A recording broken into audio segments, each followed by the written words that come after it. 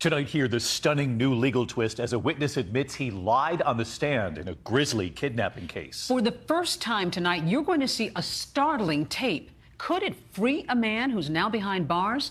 2020 begins right now.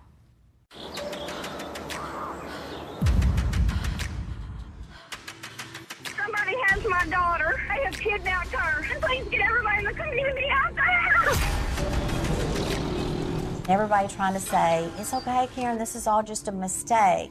But see, they didn't know what I knew that morning. Nursing student Holly Bobo. Last seen being dragged away from her home by a man in camouflage. She said, stop, stop, stop, leave me alone, stop. But she never called out his name. Just hours after Holly Bobo disappeared, more than 400 people turned up here to search these woods. Holly, I love you so much. Please try to get home to us. I just remember it was madness.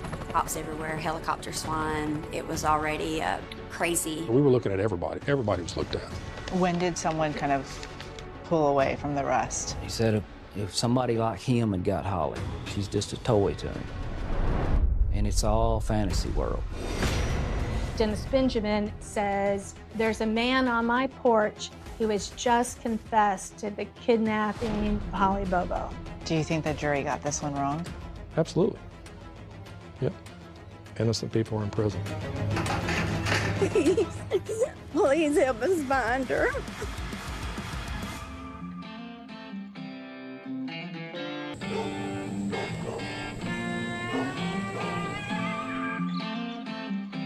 This is the Tennessee River.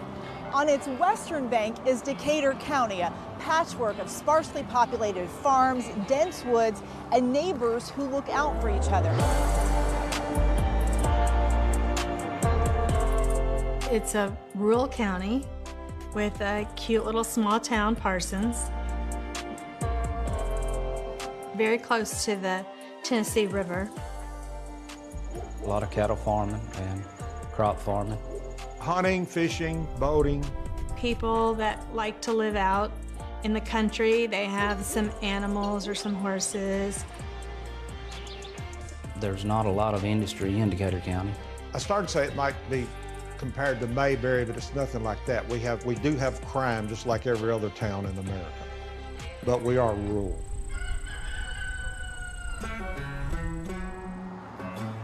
Everybody pretty much knows everybody. Everybody knew Holly and her family. 20-year-old Holly Bobo came from a loving family. She lived with her mother, Karen, father, Dana, and her older brother, 25-year-old Clint, in a home her dad built with his own hands. It was your typical little single story, 3 bedrooms, kitchen was in the middle kind of, and then a little small living room. And they had a carport there, which is a 2-car carport to the back of the house. They're typical middle-class, hard-working country folks. Holly's dad, he had an excavating business, and her mother was a school teacher. Holly and I were very close, and we were about 5 years apart. Holly was raised like my little sister, and Clint was like my little brother. We were always growing up together. We just lived in our own world, 2 kids in college. We had our church family, our family gatherings, went to the movies together, rode 4-wheelers together, rode horses. The Bobo kids grew up with a sense of caring for their community. Clint is studying to become a social worker, and Holly is attending nursing school. They're the best people on earth. That's what hurt so bad, that this happened to them. They didn't do anything that would have put them in harm's way of having this to happen. It just doesn't happen to people like them.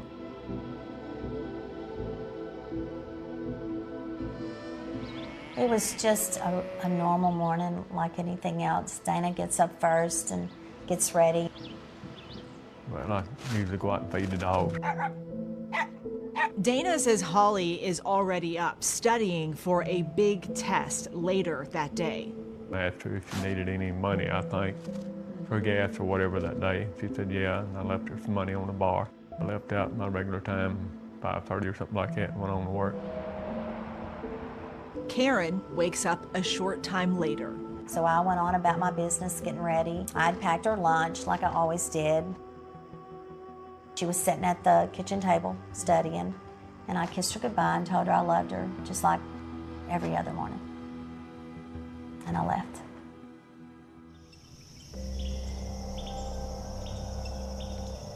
Around 7:45, a neighbor was getting ready to go to work. He heard a scream from next door. She said, stop, stop, stop, leave me alone, stop, but she never called out his name. It made such an impression on him. He told his mother that he heard somebody screaming over at the Bobo's house.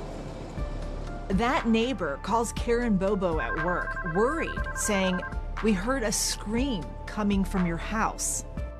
That's just not a call you get every day, so I instantly knew something was wrong. Holly's brother Clint, who is asleep in the house, doesn't hear the scream, but he wakes up to the family dog, Rascal, barking. He just continued to bark, so I decided to get up, to see what he was barking at. As I was approaching that window, I heard people talking, voices. I could tell it was a male and a female voice. I never was able to really tell what they were saying. There's a side window next to the kitchen that faces the carport, which of course is an open carport. Clint looks into the carport. He sees Holly and another person kneel down in a catcher stance. So I could see enough to tell that it was Holly and a man in camouflage who I identified as Drew, who is her boyfriend. At first he thought it was Holly and her boyfriend and they were arguing. He didn't want to get involved in it, so he stepped away and let them do whatever they were doing.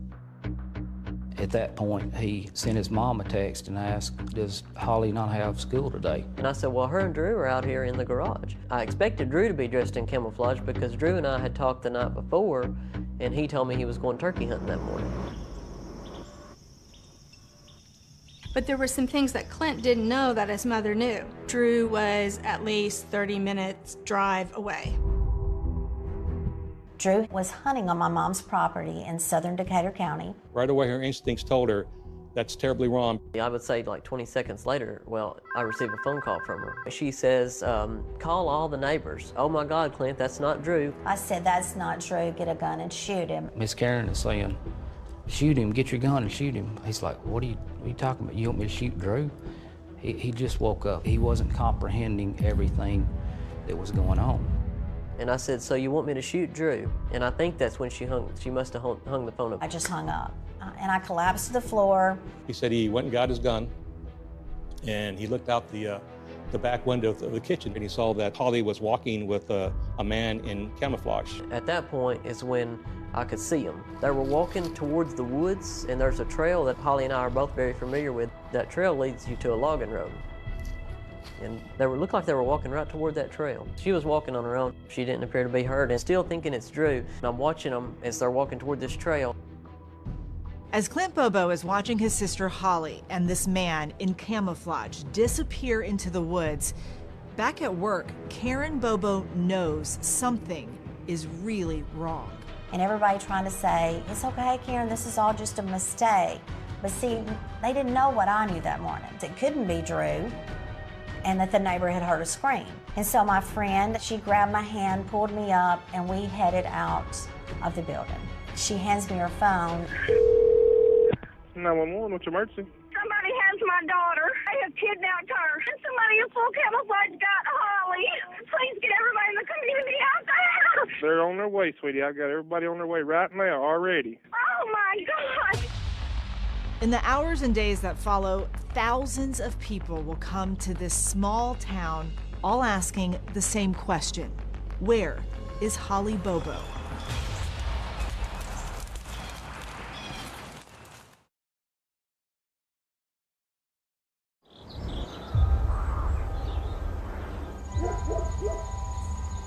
A quiet spring morning in the country interrupted by a scream. Then, a deafening silence. 20-year-old Holly Bobo vanished from her own backyard, and her family is in anguish. Holly was an absolute joy from the day she was born. It just seemed like there was something special about her. She was always kind to people and appreciated the small things in life. Holly's mother says she shares a special bond with her only daughter. We could finish each other's sentences. We enjoyed doing the same things, riding horses, listening to the radio. Holly's cousin, country singer Whitney Duncan, says music has always been a passion for Holly. We had singing in common for sure, and she had a beautiful voice. Peace in the Valley was her favorite gospel song. I have that clip and go back and watch it.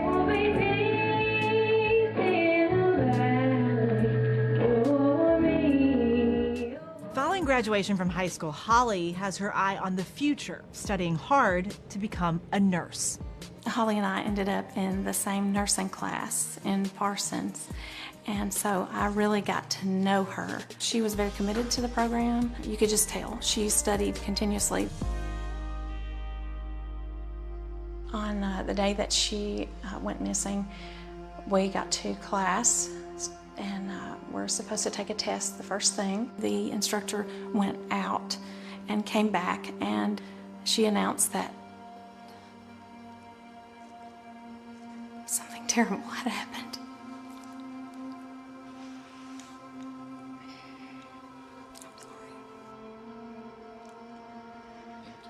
And so we immediately dispersed, went to the area, started searching.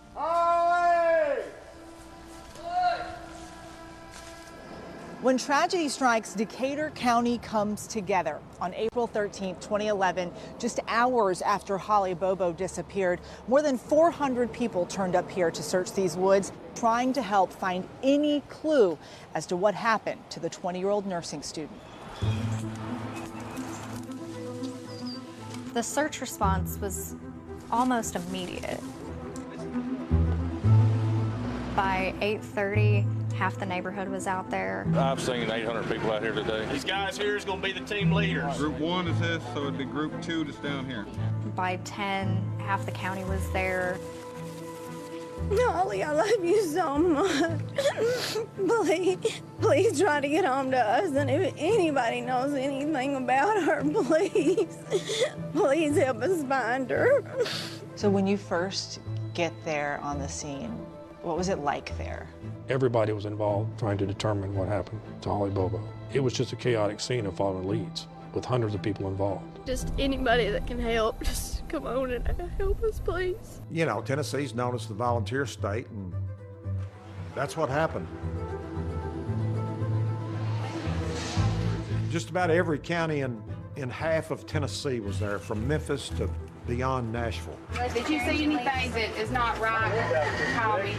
There are people on horseback, ATVs. There were posters on telephone poles. There were posters throughout the county. Pink ribbons and pictures of Holly Bobo are posted all over the small, tight-knit community of Parsons. So it becomes a pretty big story right away. Is everybody ready? It grew exponentially. We want to just bring everybody up to speed. When the days went on and there was no more signs of Holly. Got a lot of ground left to cover still. First, you had the local stations. It's been almost a week since Holly was last seen outside her family's home. From Jackson, from Decatur County, from Nashville and Memphis coming in. And then you had the national people coming in. And now we have the latest on the desperate hunt for Tennessee nursing student Holly Bobo. Last seen being dragged away from her home by a man in camouflage. We're going to begin with the urgent search for a young woman gone missing. In addition to thousands of volunteers, law enforcement from across the country came to tiny Parsons to help in the search. Decatur County Sheriff's Office, who responds with multiple deputies. They called in the Tennessee Bureau of Investigation. The TBI came in with dozens of agents. They called in the U.S. Marshals and the FBI. This was the biggest investigation in the Tennessee Bureau of Investigation history. That almost every agent in the whole Tennessee Bureau had some type of involvement in it. This is where our virtual command center is. We've really been concentrating from Holly's house north up to I-40. We're talking about a distance of about 8 miles? Yes. They brought in bloodhounds and so forth, and they tracked a set towards that bigger pond. They had divers, and they walked that pond, and they looked and didn't find anything. There were several times I took agents out in my patrol boat and looked at places on the river. So I just remember it was madness. Cops everywhere, helicopters flying. It was already crazy. And for me, it was just surreal. I just want her back. Thank you. While authorities focus on the search, the crime scene itself reveals very little in the way of physical evidence. A footprint and spots of blood in the carport where Clint last saw his sister. There's two little steps that go into the carport. Her Mustang was parked in the first slot and the blood was found right in front of it. One of them was about the size of a fist. The other ones were much smaller, maybe a quarter sized or dime sized. And it was determined to be hers. The discovery of the blood obviously is disheartening. It indicates she's at least injured. She was at least bleeding when she was taken away. The working theory? Whoever took Holly had to be familiar with the area and know the Bobo's schedule. We feel that she knew that she was in fear of her life, so she was complying with his command. It might have been somebody close, somebody that kind of knew our routine, or when I left, when she left, and when my daughter left to go to school. In our minds, besides the very few people we were the closest to, anybody could have been a suspect. As the list of possible suspects grows, authorities begin to wonder if the abductor could be even closer to home than the Bobos realize. There were a lot of people that felt him telling the truth would be the secret to solving this case.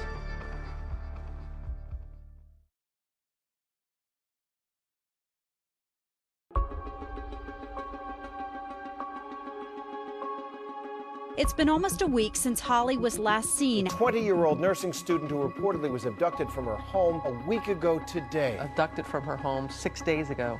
Weeks after 20-year-old Holly Bobo is abducted from her home, investigators still don't know who took her. But thanks to cell phone tracking technology, they say they know where she was taken. So you mapped out where you thought her cell phone went? Yes. So where do you think her phone went as she was leaving her home? It went straight north.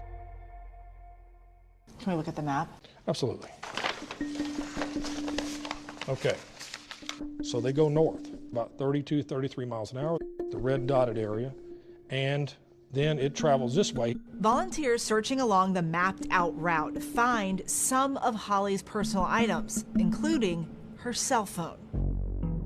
We were going down the side of the road on each side of Highway 641, just kind of in the ditches, walking elbow to elbow. And we found the phone there. They found her notebook, they found her lunchbox, they found her school papers, and that essentially followed the same path of the GPS tracking of her cell phone. It's confirmation they are looking in the right place, but that doesn't make the search any easier. The massive investigation has turned up nearly 300 new leads, but still no Holly. Volunteers say they don't plan on stopping until she is found. It's just unbearable. I can't hardly imagine. We are those people, we became those people that no one ever wants to be. The Bobos are living a nightmare, and it's only about to get worse. Once viewed as victims, they're now being viewed as suspects. Did she know her alleged abductor? Yes, there were a lot of people that felt Clint was lying, felt very strongly that Clint was lying, and that Clint telling the truth would be the secret to solving this case. I've heard countless times that if I would have been that, I mean, I'm talking, sometimes people said this to my face, you know, if I had been that brother, I would have went out there, you know, I would have done something. They just don't understand the way that this event played out. The TBI, the FBI, and the U.S. Marshals interviewed Clint Bobo multiple times over several weeks, asking him over and over what he knows about his sister's disappearance. Just question after question after question, and detail after detail, you know, just trying to pull any information they could out of me, which I understand is what they're supposed to do. I just wanted to be as helpful as I could, but I was willing to do whatever they asked me to do. I interviewed Clint Bobo on several occasions, sometimes several hours at a time I spent with him, and I never, ever had Clint Bobo dishonest. I found him very trustworthy, and he never changed his story of what happened. Clint's cell phone data backs up his story. he never left the Bobo home that morning. The cell phone data, Holly was moving the whole time Clint's been here. The police were there at 8:10, and Holly's cell phone moved for another hour and 15 minutes. Clint couldn't have been involved in moving, or somebody else would have had to have been involved too. I just wish I had known more. I wish I had known that the neighbor called Mom at school. I wished I had known that the neighbor heard a scream. I wished I had known that Drew was turkey hunting. I didn't have the information that I needed. It will take several years, but Clint is eventually cleared, as are all the Bobo family members and Holly's boyfriend, Drew Scott. Meanwhile, as the investigation is seemingly going nowhere, the Bobo family is increasingly frustrated. Until your child is found or you know what happened to them, I don't think anyone could ever do enough in a parent's eyes. There was all kinds of leads coming in. We were looking at everybody. Everybody was looked at. When did someone kind of pull away from the rest? There was a point in the investigation to where the FBI agent and Dykus, the TBI agent, come up with a suspect. And who was that guy? Terry Britt. He spent the majority of his life in prison for kidnapping and rape. He was on that list of local people that were sexual predators. And of course, we ran his name. And Terry Britt, right away, he fit the description that Clint gave. He was about 5'10", 11. I estimated him to be about 5'10" and about 200 pounds. I guess it was just assumed, that he had black hair or dark brown. It just kind of blended in with his camouflage clothing. Terry Britt fits the description. He knows the routes. He lives at the end of the route where stuff was thrown out. And he has a strong history in this kind of behavior. According to Terry Dykus, Terry Britt did have, for lack of a better term, a type. He liked pretty blonde, blue-eyed girls, and Holly fit that type. Agent Dykus wants to talk to Britt, and he has no trouble tracking him down. Britt is locked up on another charge. Dykus records the conversation with him. How you doing? Getting in there. While Britt says he has an alibi and denies having anything to do with Holly Bobo's abduction, he spoke hypothetically about who may have done it and why.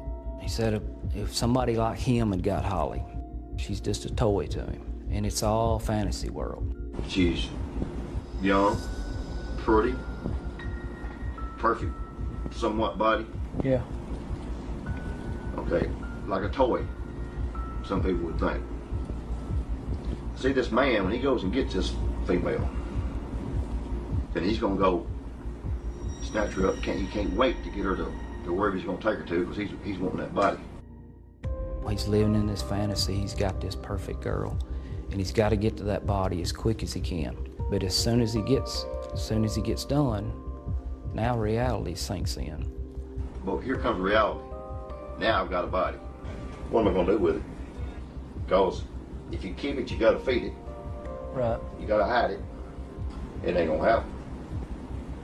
And if you kill it, what you gonna do with it? I mean, there's no way. The first time I interviewed him, I was like, oh my God, this guy did it.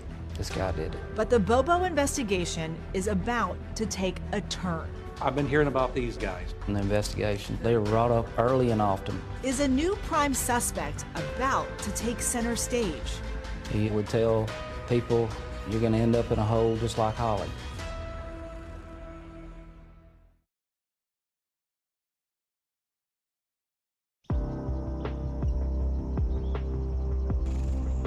Months into their investigation, no arrests have been made, but TBI agent Terry Dykus is convinced he has his guy. We conducted 1,000 interviews. We looked at 5 counties around. Terry Britt's the one. It's either this guy or we have no idea who. There were some disagreements, some very heated disagreements at the TBI. It was just the argument, you don't have enough proof for it. You can't prove that he did it. That's what I was faced with, and I was taken off the investigation. With new TBI agents now taking the lead, they clear Terry Britt and go back to sifting through all those tips that have been gathered over the years.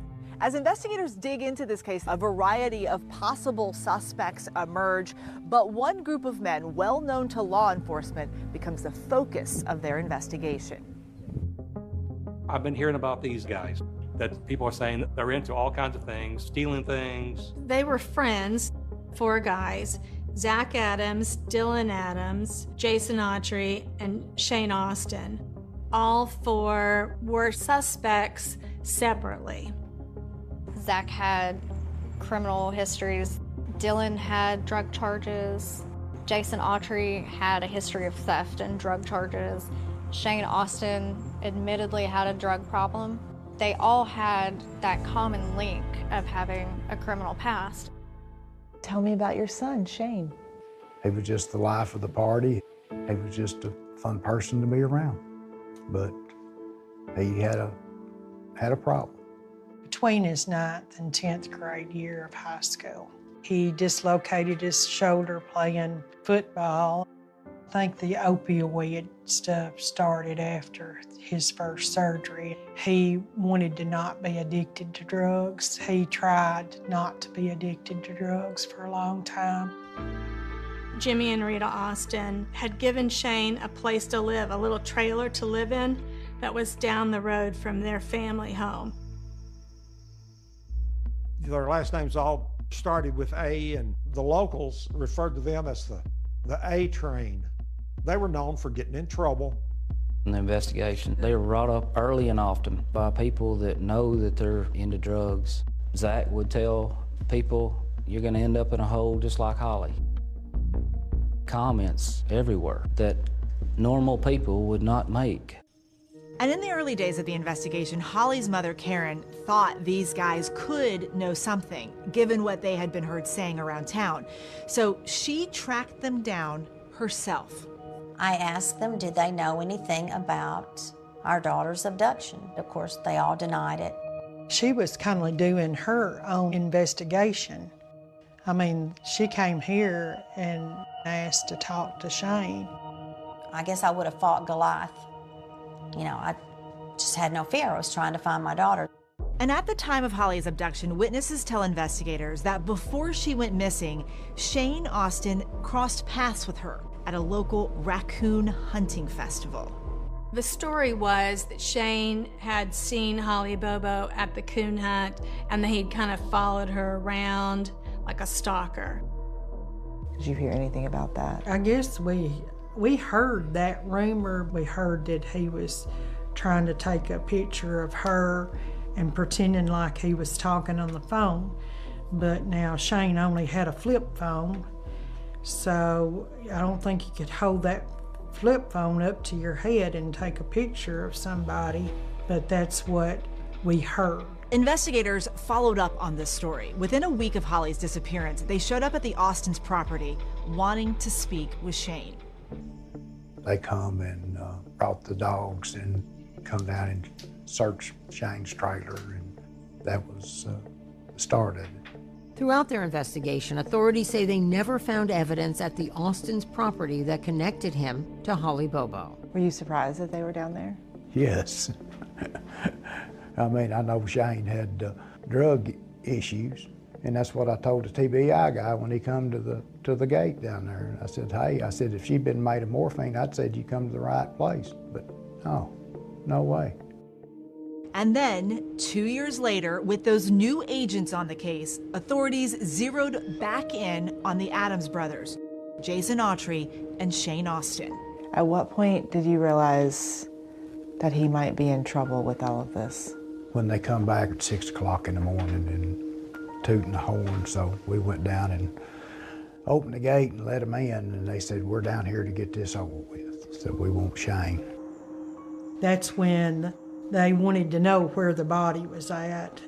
The TBI met with Shane and they got that immunity deal. Investigators offered Shane immunity to cooperate and tell them what he knew about his friend's involvement in Holly Bobo's abduction. You take an immunity deal, hey, you've done something. You've done something. But the lawyer said, if you don't do it, they're going to arrest him. They've done told me they're going to arrest him. And he said, it's going to cost thousands of dollars.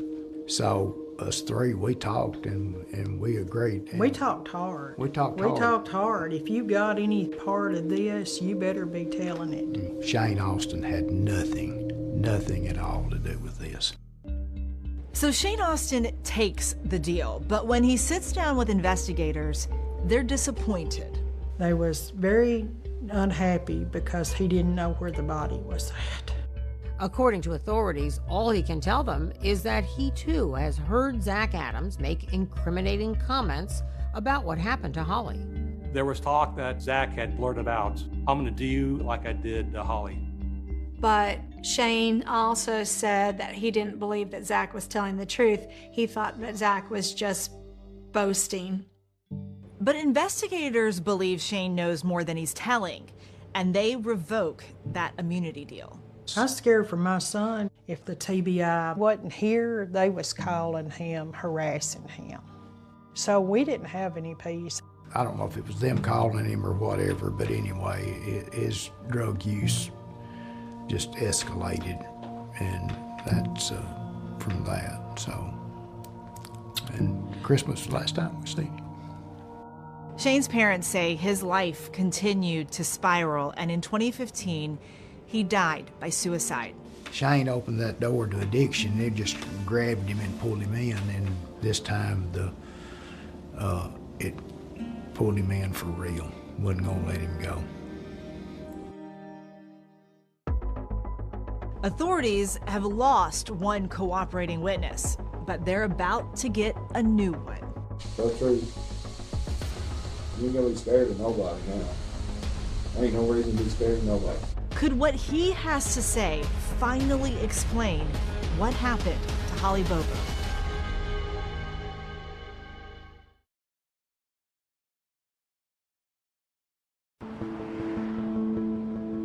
More than 2 years after Holly Bobo disappeared, investigators are still searching for answers. Rumors about 4 local small-time criminals, Zach Adams, his brother Dylan Adams, Jason Autry, and Shane Austin, have failed to lead to any hard evidence. But in 2014, investigators catch a break when Dylan Adams is arrested on unrelated gun charges.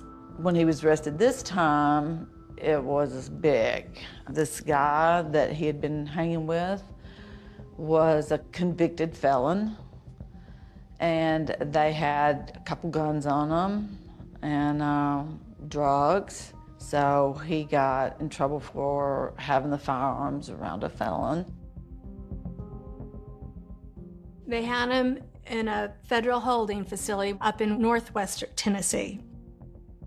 While Dylan Adams is incarcerated on these gun charges, investigators speak with him at least 6 times over 8 months, and he seems to implicate his brother Zach and Jason Autry in the kidnapping and murder of Holly Bobo. I had to go through the TBI to make sure my son was still alive, still safe, and you know, each time that I spoke with him, there was no indication that he was being interrogated. He has no concept of what is really going on. Dylan's family says he has intellectual disabilities. Dylan was slow, he really was. Dylan would have a hard time completing a simple task. Maybe a little slow in reading, comprehending, things like that. According to court documents, Dylan eventually pleads guilty to lesser federal charges and is released, but not into the custody of his mother. In fact, she says she couldn't even see him because of the conditions of his release. I was told that I would not be able to contact him, or he would not be able to contact me. I think safe house was the word that they used, because Dylan was their key witness and he had to be protected. I had no idea where he was going. As it turns out, prosecutors arranged for Dylan Adams to be released into the custody of a private citizen and former Memphis police officer named Dennis Benjamin. Dennis Benjamin takes him back to his house for several weeks. Is this normal for someone to be released into the custody of someone that they don't know that's a law enforcement person? It's real strange, that's for sure. We reached out to the prosecutor in that case about Dennis Benjamin's involvement, and they would not comment. And while Dylan Adams is there, a huge break in the case, the moment the Bobo family had been dreading for years. The 3-year and 5-month search for Holly had come to an end. 2 men searching for ginseng found her remains Sunday morning off a Country Corner Road in Holiday. Holly's skull was found with a single gunshot. Among the remains, some of her schoolwork, her sandals, and her promise ring from her boyfriend, Drew Scott. It was just a miracle she was found. Because to this day, as broken as my heart is so broken for those people that still don't have that, because I don't think I could have kept going.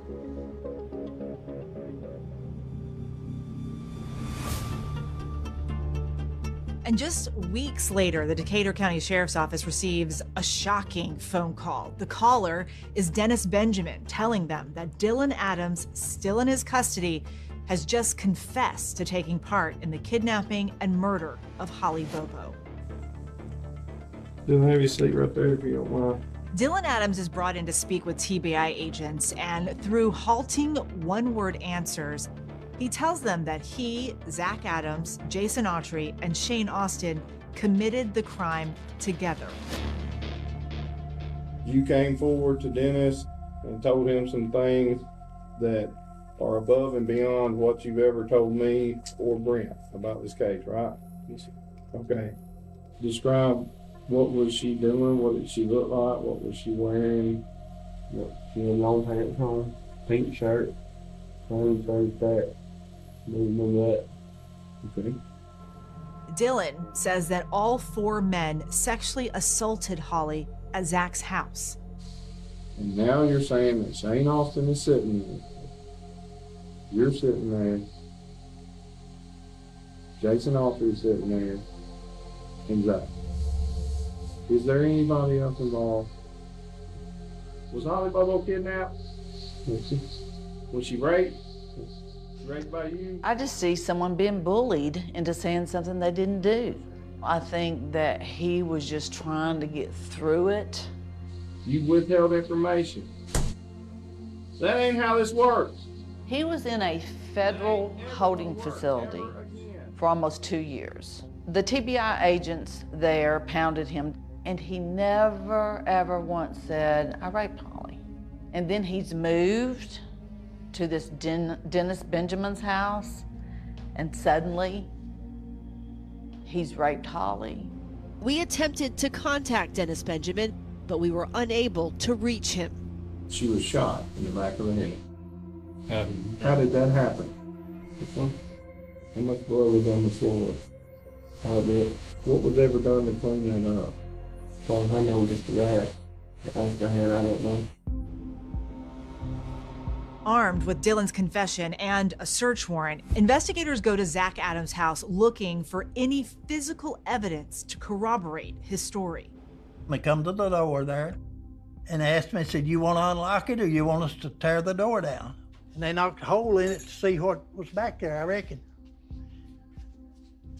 Tore the fan down as they was tearing the floor out. They used my pick and things to tear this out with, but they cut it out with a saw.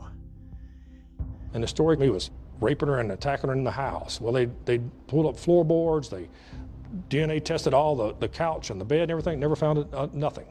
We reached out to the TBI and they declined to answer specific questions about this case. In my heart of hearts, I know my boys, they're drug addicts. They're not murderers. But despite a lack of evidence, authorities believe that's exactly what they are. Zach Adams, Jason Autry, and Dylan Adams are eventually all indicted for murder. Decatur County Grand Jury handed down indictment of especially aggravated kidnapping and first-degree felony murder. With all 3 heading to trial, the state announces that it will seek the death penalty, and Jason Autry proclaims his innocence to anyone who will listen. Innocent man falsely accused. And tonight, for the first time, you'll hear from Zach Adams in his own words. I have no need for that. And the brand new development that Adams hopes may finally exonerate him. If you don't play with them, you might as well go all the way, Jason.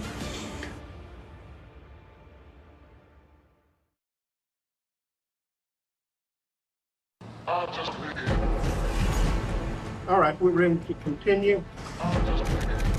A nursing student who was last seen being dragged away from her home by a man in camouflage. Holly, I love you so much.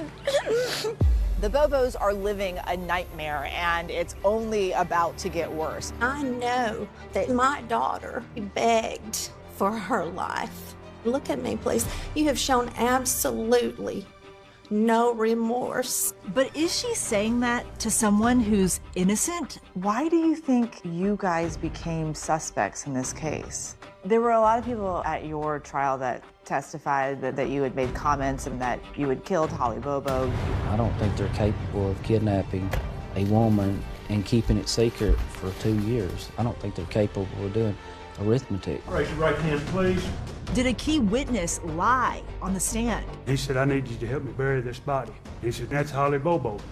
Now, video never seen before of that same crucial witness If you don't play with it, you might as well go all the way. changing his story.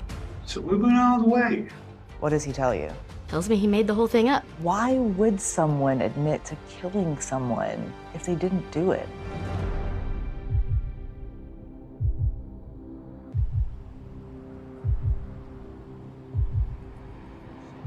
Circuit Court, Hardin County, Tennessee is now in session pursuant to adjournment. The Honorable C. Creed McGinley presiding. God bless the United States, the state of Tennessee, the county of Hardin, and this honorable court. You may be seated.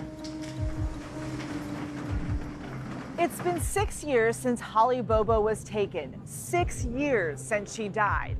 Everybody, judge, jury, prosecution, defense, gathered inside this courthouse. It's September, but it's stuffy. The jurors are sweating, people fanning themselves in the Tennessee heat, and no one has a hotter seat than the defendant, Zach Adams. He's charged with kidnapping, murdering, and raping Holly Bobo. He could face the death penalty if convicted. In this case, State of Tennessee versus Zachary Wright Adams. State ready to proceed. We are, Your Honor. Defendant ready to proceed. Yes, sir. Zach Adams has put on a suit and a lot of weight. He is the only defendant in this trial. His friend Shane Austin died by suicide. Co-defendants Jason Autry and Dylan Adams expected to stand trial later. Zach was the one that the state of Tennessee thought was the most culpable, so they chose to try him first. Hello, this is a prepaid call from an inmate at the Tennessee Department of Corrections. Hello. Hey, Zach, this is Eva. How are you doing? Hi, I'm good. Adams does not testify, but years later, he tells us his story in his first interview ever. What do you say to all those people who think you're guilty? Where's the evidence? There's not one single piece of evidence. Did you think you were going to get off? Well, I knew I was innocent. When you're innocent, it doesn't matter. You're thinking, yeah, of course you're thinking you're going to come home because you're innocent. He took her, he raped her, killed her, he covered it up, he bragged about it, and he almost got away with it, but he didn't. Because we're here. No. He did not murder Holly Lynn Bobo. He did not kidnap Holly Lynn Bobo. He did not abduct Holly Lynn Bobo. He did not rape Holly. And do you remember? Karen Bobo knew the man, now accused of killing her daughter, when he was just a boy. Did you know Zach Adams? I had Zach in the 4th grade. I was his 4th grade school teacher. The very first day, you have Holly's mother basically fall out on the stand during her testimony. Take just a minute, I'm feeling sick. Let's take the witness test. I want everyone to remain with me while the jury files out, please. Oh, got a nurse. Holly's father also testifies. What day did you give up hope for the very first time? About 3 years into it, give or take, with the TBI. come to our house, told us that was Holly, that Holly had been found. That was her remains. I'm going to ask you to look at this picture. You recognize it? Prosecutors produced the alleged murder weapon. It's a .32 caliber revolver witnesses claim was owned by Zach Adams' friend, Shane Austin, and it was recovered in a drainage ditch just months before the trial. We located a metal object that was later identified as a revolver. A parade of no fewer than 9 witnesses testify that over the years, Adams, often while on drugs or in jail, made incriminating statements. He said, "I'll kill you like I did Holly Bobo." He made the comment, "I couldn't have picked a prettier bitch." He just had a couple of his friends, they got drunk and they went into the woods with this girl, and then he was like, I was there for the worst of it. And I was like, "Well, did you do it?" And he was like, I was there for the worst of it, and he just left it like that. Somebody that would brag about that, my God, that's the devil's work. You don't do that. Did you say those things? My life used to revolve around drugs and selling drugs and stuff. So if I could get people intimidated or make them think that, fear me or whatever. So I said things that I shouldn't have said, but I never directly said I did this to Holly. The prosecution and defense each call a cell phone expert. Both agree Adams and the other suspects' phones did not hit cell towers near the Bobo home at the time Holly was taken.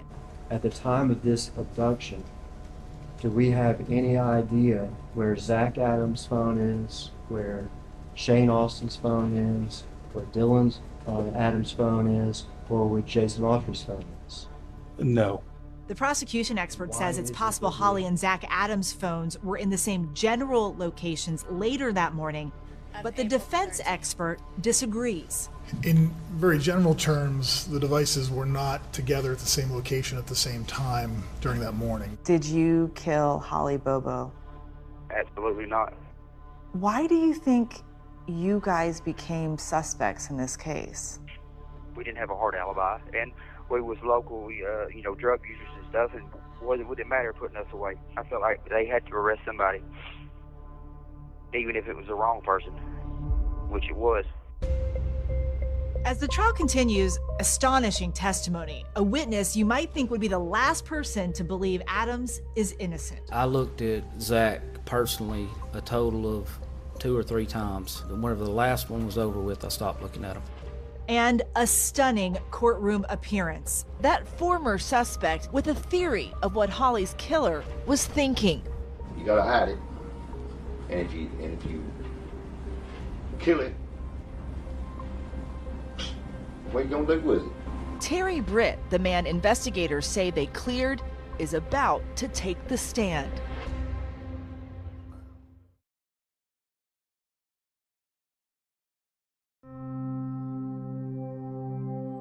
All right, we're ready to continue. Defense ready to proceed? Yes, state ready to proceed? Yes, sir. All right, call your next. Terry Dykes. The prosecution of Zach Adams for the murder of Holly Bobo, not surprisingly, features plenty of law enforcement witnesses. That's standard. What is unusual, the defense calls 6 current and former law enforcement witnesses, including the TBI's very own former lead investigator, Terry Dykes. The determination I made is that he could not have been involved in the kidnapping. Is it really unusual for law enforcement? Absolutely, it's unusual. I've never testified for the defense. No, it doesn't happen.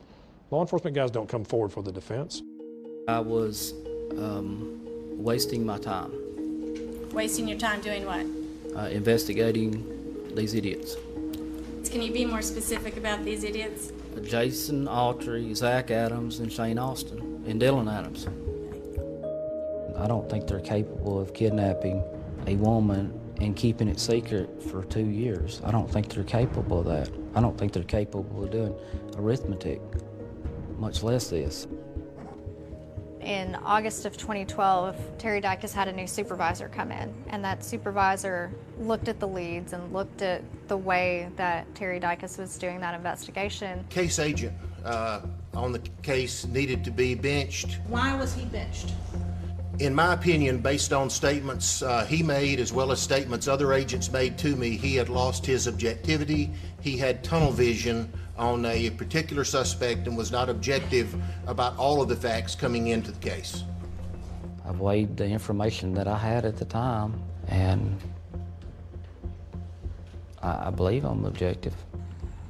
To have the lead case agent who was removed from the case to take the stand and still saying during a murder trial that he still doesn't think that Zach Adams is guilty of this, that's something that's very hard to hear. Dicus admits he does not know what evidence investigators gathered against Zach Adams and the others after he left. But you can't tell us anything about the 3 and 4 years after that. You're right. I don't know what y'all have done since then.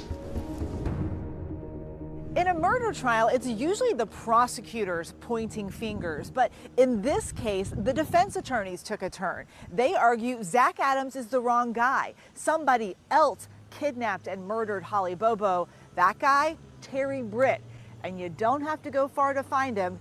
He's sitting right up there on the witness stand.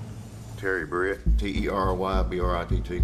Terry Britt was a registered sex offender who lived fairly close to the Bobo home. He lived also very, very close to where some of her property was found later on during the search. Would you tell the jury what you're currently incarcerated for? Kidnapping, temporary rape. Do you have other convictions in your history? Yes, ma'am. Had a rape charge, a robbery charge. I got on to him because, number one, he is the exact size of what our witness said the abductor looked like, okay? His history tells me he's capable of kidnapping her.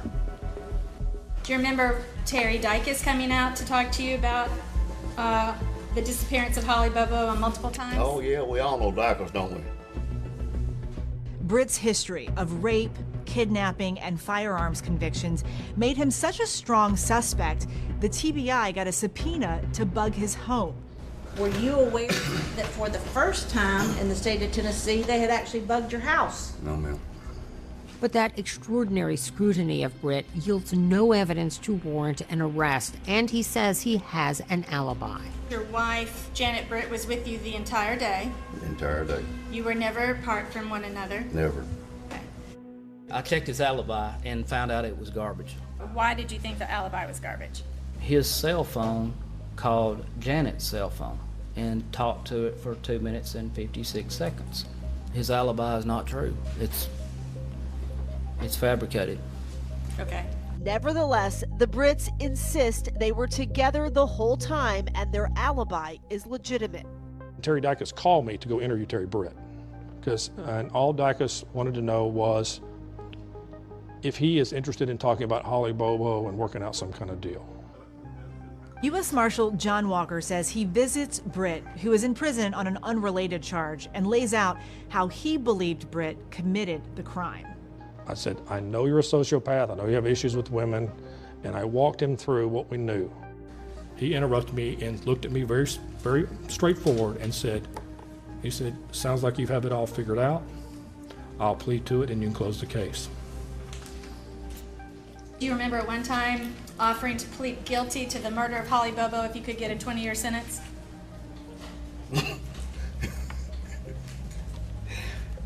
No. So No. you're saying that is not... I'm saying that's a lie. When I got up to leave, he stood up behind me and he said, if I need to show you something, how long will it take you to get me out of here? He wanted to take me and show me where the remains were at. And did you relate all of this information to the TBI? Yes, I did. And as far as you know, did the TBI go back to follow up with an interview? They didn't follow up the next few days like I told him that they were probably going to do. That did not happen. Okay. I thought the next day they'd get the confession from him and find her remains. And then nothing happened. And I'm like, what do you mean nothing happened? We asked the TBI about this. A spokesperson said because of the ongoing legal processes, they are not able to answer specific questions, but they remain confident in the investigation. Did you have anything to do? Anything at all? No, I did not. With the abduction of Holly Bobo? No, I did not. The rape of Holly Bobo? No, I did not. putting a bullet in the back of her head? No, I did not, and I wouldn't do that. All right, you can step in. Terry Britt leaves the witness stand, not a free man, but never charged in the Holly Bobo case. Now the jury is about to hear from the most compelling kind of witness, one who claims to be an eyewitness to murder. Is this the testimony that could send Zach Adams to death row? At that time, boom, the gun went off. And it sounded like boom, boom, boom, underneath that bridge.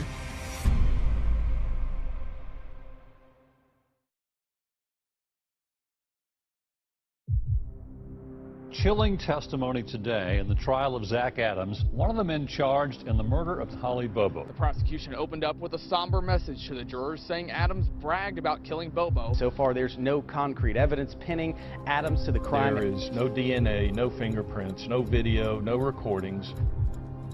His attorney insists the case against Zach Adams is flimsy, largely circumstantial, with little direct evidence connecting him to the crime. There was no evidence. There's not one single strand of evidence that points to me, or anybody, Dylan or Shane or Jason. In the first 3 days of the state's case, none of the witnesses claimed to have seen Zach Adams with Holly Bobo. But that is about to change. On day 4, the state calls Jason Autry. Jason Autry, for a long time, said that he was innocent. He had nothing to do with Holly Bobo's abduction, nothing to do with her rape, nothing to do with her murder. I want to say one thing.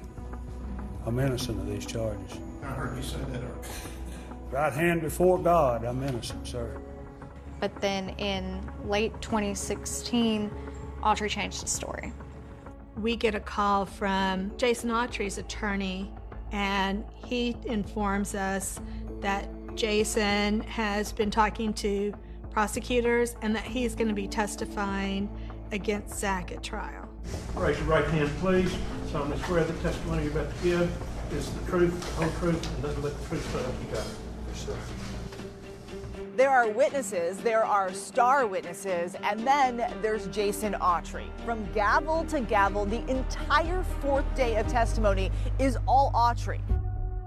When I pulled in, there was a large fire burning in a burn barrel. Dylan Adams was standing at the door of the trailer with his shirt off. Shane was walking around in the yard hollering, y'all need to hurry up and get the goddamn hell out of here, with a firearm holstered on the right side. And just details his entire day on April 13th like it was yesterday. Autry says Adams tells him later that he and his brother and Shane Austin had kidnapped Holly Bobo and raped her. He said, I need you to help me bury this body. He said, that's Holly Bobo. Jason Autry testifies that he and Zach Adams brought Holly Bobo here to this long, winding dirt road that runs along the Tennessee River.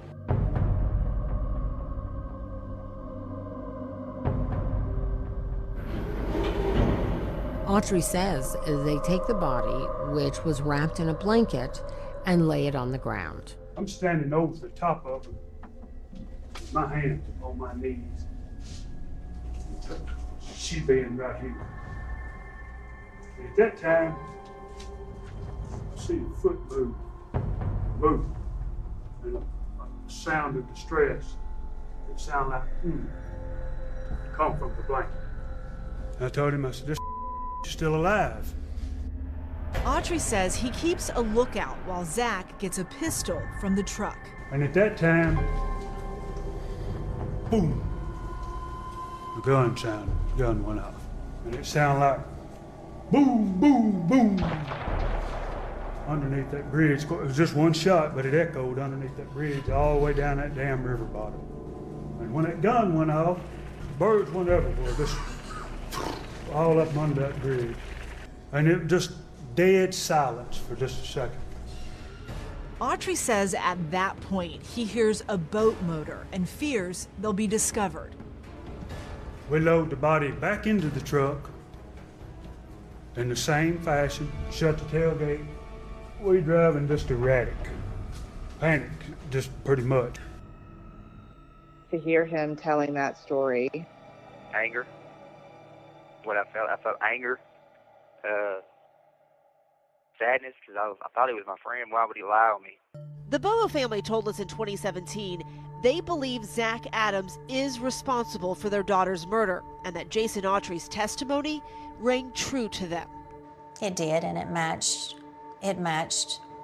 what the prosecutors had also.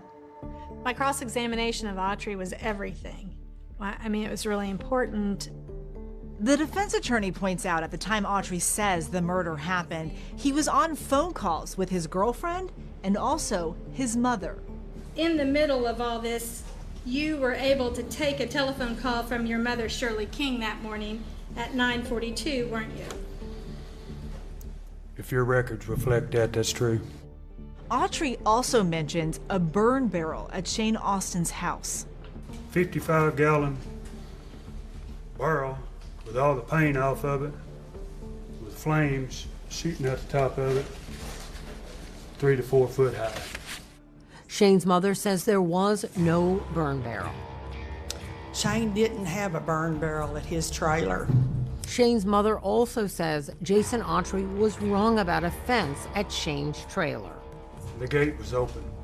No, the driveway did not have a gate at that time. We did put a gate and a fence up, and it was June of 2011 after we bought Shane a puppy.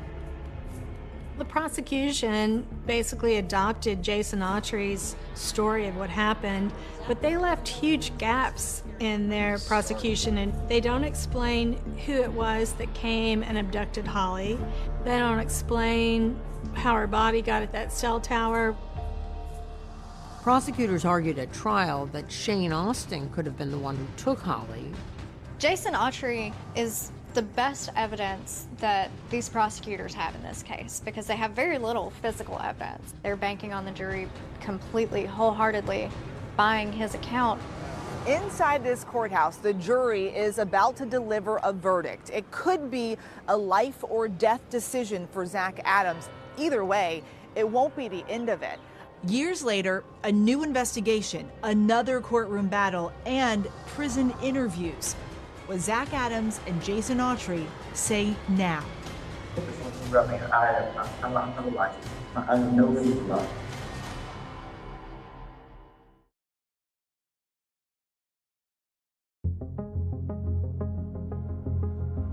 When the verdict is announced, out of respect for this jury, I will tell you, I want you to contain your emotions.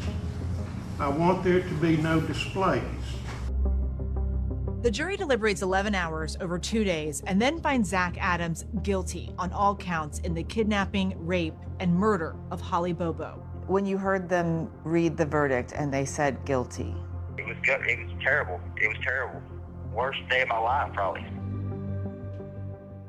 There'll never be enough punishment for him. He don't deserve to be breathing the air that he's breathing today. Zach Adams avoids a possible death sentence. In a deal with prosecutors approved by the Bobo family, he gets life in prison without parole, plus 50 years. Who is that a picture of? That's Holly and myself. That's Holly and her nursing student classmates just a few days before. Karen Bobo, the woman who taught Zach Adams in the 4th grade, gives him a lesson on heartbreak. I know that she begged for her life because my daughter loved and enjoyed life. But you chose to take that from her. Tonight, a man accused of killing and raping Holly Bobo pleads guilty. Dylan Adams pleads guilty to a lesser offense, facilitating murder. He now faces 35 years in prison without the possibility of parole. 3 years later, Jason Autry pleads guilty to lesser charges related to Holly's kidnapping and murder. And with credit for time served, he is set free. His testimony was some of the most credible, persuasive testimony I've ever heard given in a courtroom. The state had to make a deal with the devil to get Zach Adams prosecuted.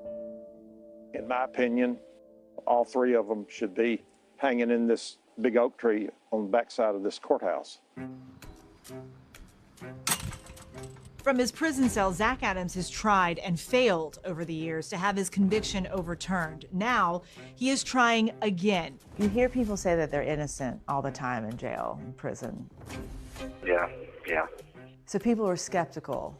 What do you say to those people? He said the person was, what, 5'9", 200 pounds? It wasn't Jason Autry. He's 6'6".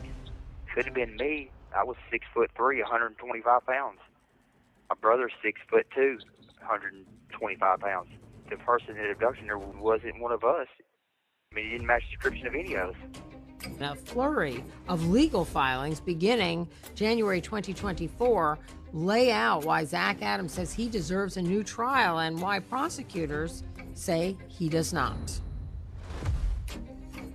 April 2024, a hearing at the Hardin County Courthouse. The court's going to order that the temporary order placing these exhibits under seal is to remain in effect. Adams' new attorney is there and some familiar faces, trial prosecutor Jennifer Nichols and the Bobos. Zach Adams is searching for new evidence, new witnesses. He's being helped by Katie Spurko. She's a neuropsychologist and she's been re-examining the case against him. How did you end up involved in this case? The attorney who's representing Zach Adams, Doug Bates, is an attorney I've worked with before. What was he looking for you to do? He wanted me to review the case file, watch the testimony, and see if there were things that stood out to me in terms of whether someone was being honest or not. Spurko says she is now working for Zach Adams' mother instead of his attorney. As psychologists, we are trained on how to interview people to elicit accurate information. Spurko provided 2020 with interviews she recorded during her investigation. I want to know everything about you. I want to be able to look into your soul and know every single thing about you. I wanted to get a sense for what he was like, because he didn't testify. And remember, the first thing he asked me was if I thought he was innocent. And I said I didn't know yet. Do you now think he's innocent? I am so confident he's innocent.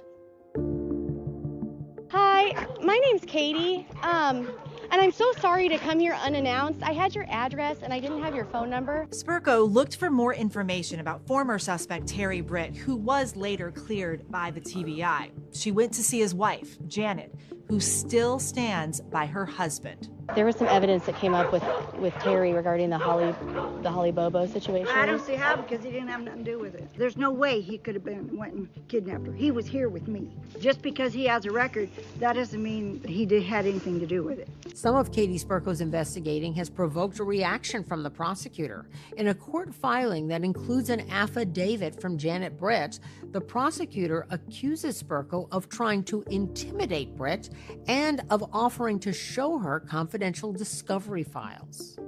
Spurko denies she tried to intimidate Britt and says the only files she offered to share were public records of Terry Britt's criminal history. Zach Adams' court filings also say Spurko found a witness who claims she saw Terry Britt behaving oddly the morning Holly was taken. She said he was in a smaller truck and was kind of leaning over, had made eye contact with her and was leaning over, adjusting his body to block her view of his passenger seat. Prosecutors say Adams' attorney and Spurko have not gotten a sworn statement from that witness, which they say the law requires before it can be considered. Still ahead, the effort to free Zach Adams brings Katie Spurko face to face with the person who helped send him to prison. He said, somebody's got to pay, Jason. He said that he's going to be you. Hell no, I ain't paying.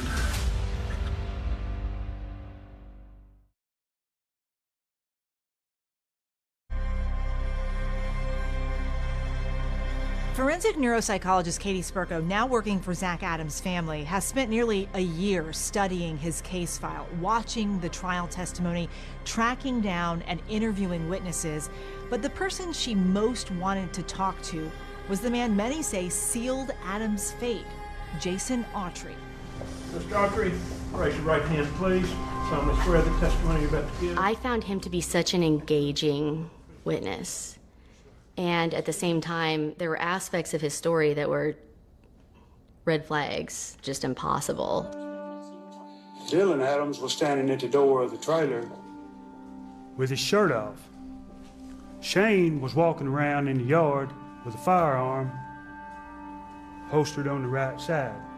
Okay, so this is in 2017, and he's having a recollection. A friend goes around with a firearm, has it holstered on his right side.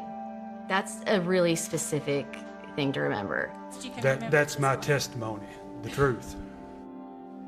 There were just a lot of question marks for you. Yes, he's going through the events of this day, minute by minute almost, with this crazy level of attention to detail and memory. That was a discrepancy that caught my attention. After being released from prison for his admitted involvement in Holly Bobo's murder, it doesn't take long for Jason Autry to get in trouble with the law again. Requesting assistance on Morris Road with a subject that has a rifle. Be advised the subject has taken off running. Well, 2 months later, after they let him out of jail, he gets caught in the neighboring county with a firearm. Well, breaking news now. The man who served time for the killing of Holly Bobo has been arrested once again, this time in Benton County in a field there. There he goes, back to jail, and then he's still there to this day. Autry ultimately pleaded guilty to these new weapons charges and remains behind bars awaiting sentencing in that case. Back in 2017, Jason Autry told the jury that spellbinding story of what happened to Holly Bobo under the I-40 bridge right here at the banks of the Tennessee River. But what's he saying now? That's what Katie Spurko had to find out if Zach Adams was going to have any hope at all. My name is Jason Autry. There you go. Thank you. When you went to see Jason, what were you hoping was going to come from that conversation? I was just super curious what he would be like, if he would talk to me, what he would have to say. Can we just start at the very beginning of when you first started getting questioned related to the Bobo case? I asked him, what did you do that day? And he gave me what seemed like a really honest answer. No, I couldn't tell you what I done that day. Yeah. Katie Spurko provided ABC News with this video, and it's the first time it's being seen publicly. I want to know your whole experience. How did it get from you being arrested for this to you being on the stand and telling this crazy story? So a lot of this in the beginning was just all routine questions. Autry says that when he told his attorney that he intended to fight the charges and go to trial, he got an answer he wasn't expecting. He said, I got you about a 95% chance. You spend the rest of your time right away. You know, well, that's what do they want? You know, I need to know what they want. What do they want from me? Yeah. I want you to testify. Straight up about it. What does he tell you? Tells me he made the whole thing up. Took the phone records and the case file and put together what he did that day to craft a story that fits in with the evidence that exists and cannot be changed. I said, well, what if I say all I seen was just a body, you know, laying in the back of the truck? It's not enough to get you out. Why would someone admit to killing someone if they didn't do it? He's sitting in jail for years. He's being told that Zach's gonna be telling a story against him, and basically it's this or the death penalty. And so under that amount of pressure, I think a lot of people would have folded the way he did. And he said, I need you to help me bury this body. And he said, that's Holly Bobo. You're an engaging witness. Well, I was trained. I could tell you were trained. I'm on the witness stand a lot. Yeah. I know. I was a trained witness. Yeah. Who was doing the training? Jennifer Nichols. Yeah. Yeah, She was the boss of it all. Zach Adams' defense team made this claim in their legal filing, and we reached out to Jennifer Nichols about it. She denied the allegation, telling us that it is a false statement. The only guidance ever given to Jason Autry was to tell the truth. There was no training. That's the worst that I've ever felt in my life, coming back, knowing that you just lied and put an innocent man in prison. Now he has no benefit to be gained other than morally to address the remorse. This isn't helping him whatsoever. He's facing sentencing on federal gun charges. But it's important to remember that one way or another, Jason Autry is an admitted liar. And prosecutors argue that Autry's recantation should not get Zach Adams a new trial, saying Mr. Autry's credibility was thoroughly impeached during cross-examination at trial and that the jury was aware of inconsistencies in his testimony. They also contend that Autry's testimony was vetted and corroborated. What do you think of the fact that Jason recanted his confession? I'm glad. I'm glad he's telling the truth. It's about time. I wish he would have never lied in the first place. So what does this mean for Zach Adams? Is there a chance Jason Autry's new story could set him free? A request for a new trial for a man convicted in the 2011 murder of a Holly Bobo. I mean, so many years for something I didn't do, so I'm hopeful.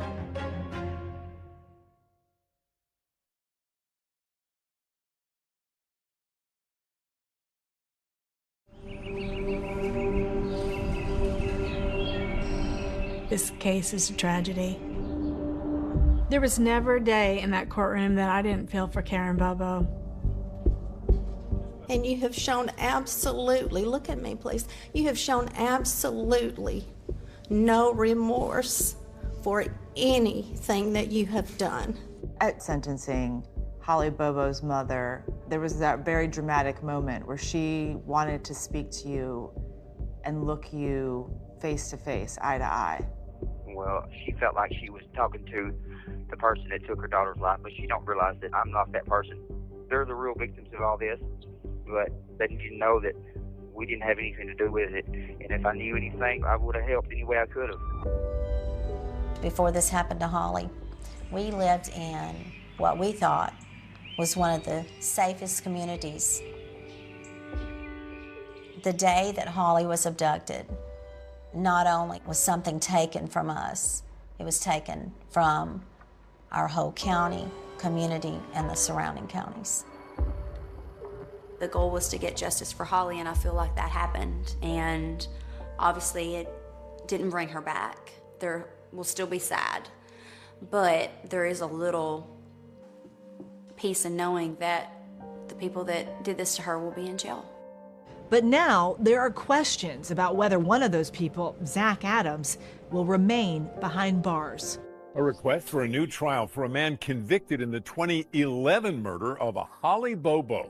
Zach Adams' team will now need to convince a judge that Jason Autry's new story amounts to new evidence that would have changed the jury's verdict. Jason Autry recanted his testimony, and that would give Adams an alibi for Bobo's murder. We reached out to Jennifer Nichols, the prosecutor in this case. She declined our request for an interview, but sent us a statement that says in part, "At trial, we presented proof through 62 witnesses and 250 exhibits. The jurors heard testimony of Zachary Adams' confessions to multiple and unrelated individuals. Today, nearly 8 years after the verdicts, I remain confident in the jury's verdicts of Zachary Adams' guilt." We understood, when the trial and sentence and everything took place, that there'd be a number of events down through the years. We're going to be patient because we still are seeking justice for our beloved Holly. Holly was always about helping someone. Whatever Holly did, she put forth her best effort. And it was just in her soul to be that kind, loving, nurturing person. It's been more than 13 years since Holly's passing, and her legacy still remains. A stretch of Tennessee highway has been dedicated in her honor. And Holly's cousin, country singer Whitney Duncan, recorded a song to honor Holly. I wanted to convey a message of she's not hurting anymore. You know, she is in a better place. But I know she's watching down and she sees everything. And she is happy.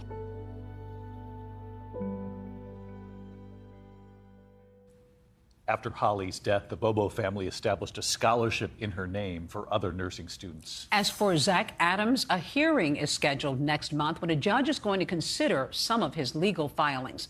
That's our program for tonight. Thanks for watching. I'm Deborah Roberts. And I'm David Muir. From all of us here at 2020 and ABC News, good night.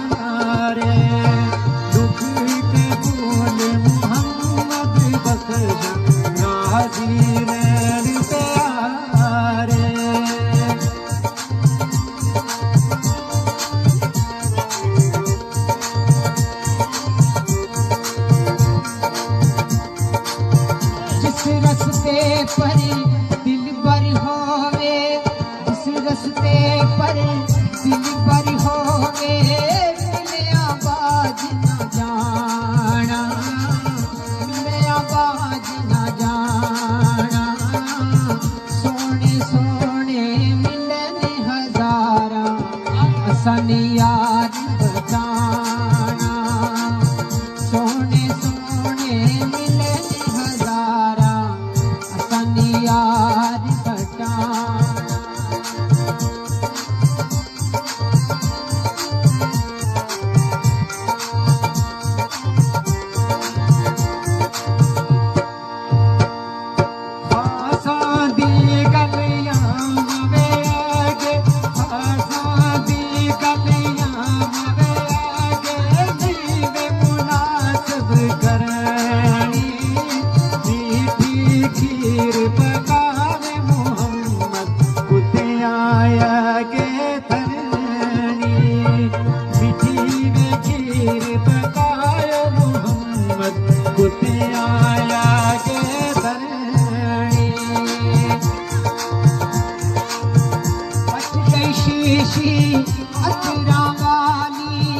भज गई शीशी अतरा वाली ना जुड़नी ना भरनी अखियां दा जद नूर ना रेया फेर किए लग करनी अखियां दा जद नूर ना रेया फेर के लग करनी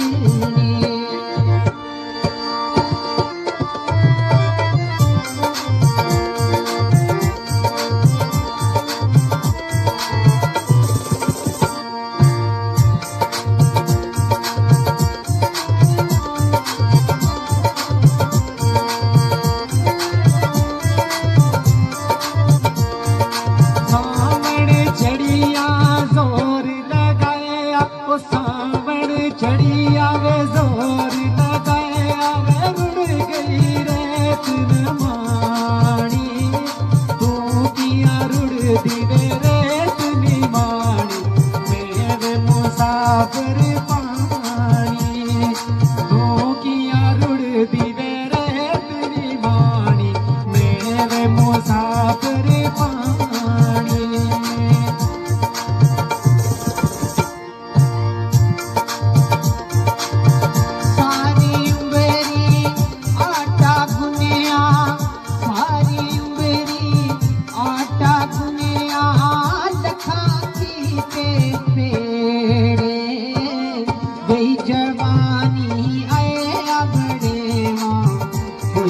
लगदा नेड़े गई जवानी आए बड़े मां कोई नहीं लगदा नेड़े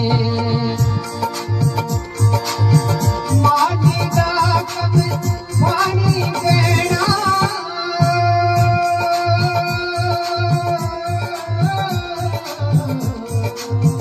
भर भर मशीना दे भर भर मशीना दे मालिक का फल निडाना गावे आना गावे मालिक का फल निडाना गावे आना